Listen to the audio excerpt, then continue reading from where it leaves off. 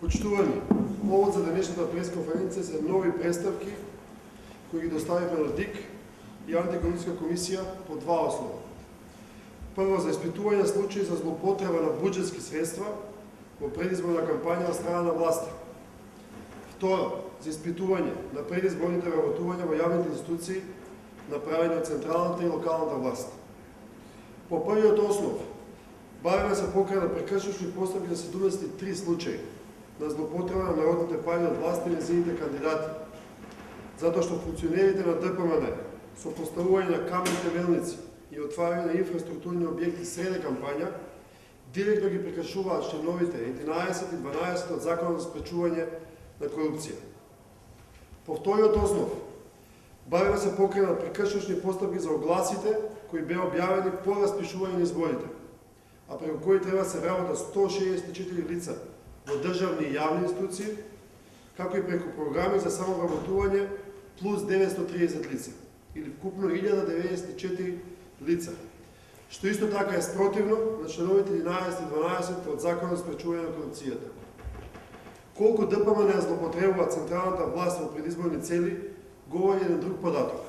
Имено, само еден ден пред распишување на локалните избори, на 10 јануари, владата распишала оглас за вработување на нови 260 лица, за кои очигледно ќе биде многу тешко да им се најде словото столче, но се користат за лов на гласачи. Овие злоупотреби се причината поради која Никола Груевски и ВМРО ДПМН упорно избегнуваат да ги прифатат препораките на ОПСИ и ОДИХР, со кои треба да се воведе ефикасни механизми за спречување на власта да ги злоупотребува буџетските средства во предизборни цели, како и воведувањето на многу важен принцип државата да биде одвоена од партиската функција.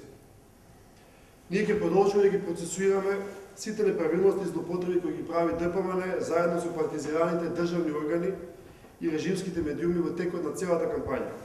И истите, како што рековме, ќе ги објавиме во така наречена црна книга. Денес никој во и надвор на Македонија нема повеќе дилеми дека овој режим нема намера да организира фер и слободни избори.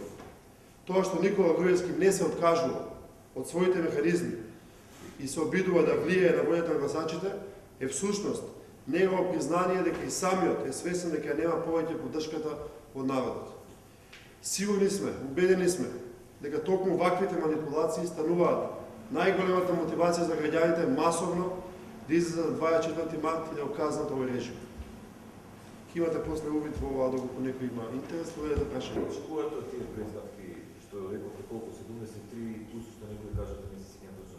Претходно беше 210, очекуваме да бидат процесуирани на ДИК, очекуваме да излезе на виделина многуте неправилности во оваа кампања, која што веќе има сериозни црни дамки, и очекуваме меѓународниот фактор да се заинтересира и конечно да се дојде до евидентна слика дека во Македонија веќе со години назад изборни циклуси нема фер и слободни избори. Докаде изборот на председател на анкетната комисија? Па тој процес тече, како што знаете дека ние поднесоме двајца експерти од наша страна и ВМРО ДПМН поднесе, така наречени експерти.